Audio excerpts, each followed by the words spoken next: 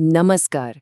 आज हम सब मिलकर भक्ति काल के एक बहुत ही गहरे और कह सकते हैं दिल को छू लेने वाले पद को समझने की कोशिश करेंगे। ये पद महाकवि सूरदास जी का है और उनकी सबसे प्रसिद्ध रचना सूरसागर से लिया गया है। तो आगे बढ़ने से पहले चलिए एक नज़र डालते हैं कि आज हम क्या-क्या समझने वाले हैं। हम शुरुआत करेंगे कवि और उनके काव्य के छोटे से परिचय से। फिर पद को लाइन बाय लाइन समझेंगे, उसके पात्रों यानी गोपियों और उद्धव को जानेंगे, काव्य की खूबसूरती देखेंगे और आखिर में सब कुछ दोहराकर कुछ अभ्यास भी करेंगे। तो चलिए शुरू करते हैं हमारे पहले पड़ाव से। देखिए, किसी भी कविता को समझने के लिए ये जानना बहुत ज़रूरी होता है कि भाई वो आई कहाँ से है, उसका संदर्भ क्या है। तो ये जो पद हम पढ़ने जा रहे हैं, ये सूरदास जी के महाकाव्य सूरसागर के एक बहुत ही खास हिस्से भ्रमर गीत से लिया गया है। तो ये भ्रमर गीत है क्या? असल में ये कहानी का वो हिस्सा है जब श्री कृष्ण मथुरा चले गए हैं और यहाँ वृंदावन में गोपियाँ उनके विरह में, उनकी याद में तड़प रही हैं। और कृष्ण क्या करते हैं? वो खुद तो आते नहीं, बल्कि अपने दोस्त उद्धव को भेज देते हैं। और उद्धव क्या लेकर आते हैं? प्रेम का संदेश नहीं, ज्ञान और योग का संदेश। और बस यहीं से शुरू होता है गोपियों और उद्धव के बीच का वो संवाद जो सच में दिल को छू जाता है। तो अब तैयार हैं? चलिए अब सीधा गोता लगाते हैं पहले पद में और देखते हैं कि कैसे गोपियों ने अपने सीधे साधे शब्दों में कितना गहरा, कितना तीखा व्यंग्य छिपा रखा है। तो गोपियां उद्धव को देखती हैं और कहती हैं, उद्धव तुम हो अति बड़भागी, यानी हे उद्धव तुम तो बहुत ही भाग्यशाली हो। अब सुनिए, पहली बार में तो लगेगा कि ये तारीफ हो रही है ना? लेकिन असल में ये तारीफ नहीं, एक ताना है, एक व्यंग्य है। वो कह रही हैं कि तुम प्रेम के धागे से हमेशा दूर रहे, अछूते रहे, तुम्हारे मन तो कभी प्यार आया ही नहीं। तो यहाँ जो सारा खेल है ना, वो इसी एक शब्द का है, बड़भागी, मतलब भाग्यशाली। गोपियां कह तो रही हैं भाग्यशाली, पर उनका असल मतलब है अभागा।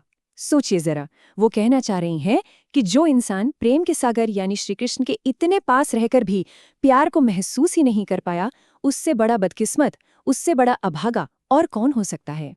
अब देखिए, गोपियां सिर्फ ताना मारकर रुक नहीं जाती, वो अपनी बात को साबित करने के लिए, उद्धव की हालत को समझाने के लिए दो इतने कमाल के उदाहरण देती हैं। चलिए देखते हैं। पहला उदाहरण है कमल के पत्ते का। पुरैनी पात रहत जल भीतर, मतलब जैसे कमल का पत्ता रहता तो हमेशा पानी के अंदर ही है, लेकिन पानी की एक बूंद भी उसे गीला नहीं कर पाती, उस पर ठहरती ही नहीं। वो कह रही हैं, उद्धव तुम बिल्कुल वैसे ही हो, रहते तो कृष्ण के साथ हो, पर उनके प्रेम का तुम पर कोई असर ही नहीं हुआ। और दूसरा उदाहरण तो और भी गजब है। ज्यों जल माह तेल की गागरी, मतलब जैसे तेल लगी हुई कोई मटकी, उसे पानी में डुबो भी दो तो भी पानी की एक बूंद उस पर नहीं टिकेगी, वो फिसल जाएगी। वो कहती हैं बस ऐसा ही तुम्हारा मन है उद्धव, कृष्ण के प्रेम के सागर में तुम रहते तो हो, पर उससे बिल्कुल अलग हो, बिल्कुल अछूते।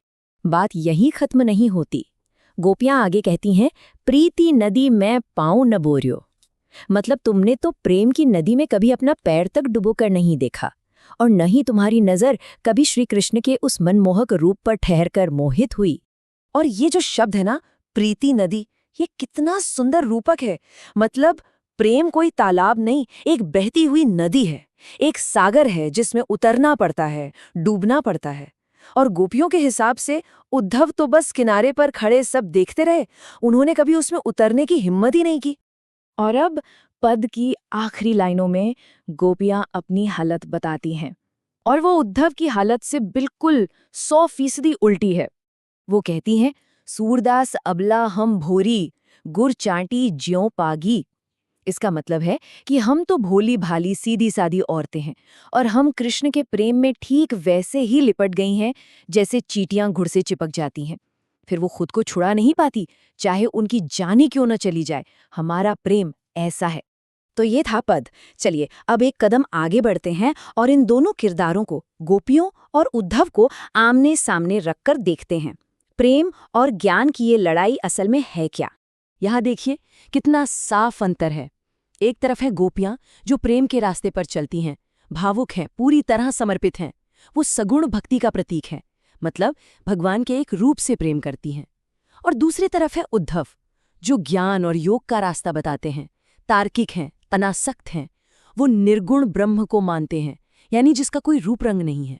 अच्छा, अब एक बहुत ही मजेदार बात पर आते हैं। ये जो कविता है, इसमें इतनी ताकत, इतनी भावनात्मक गहराई कहाँ से आई?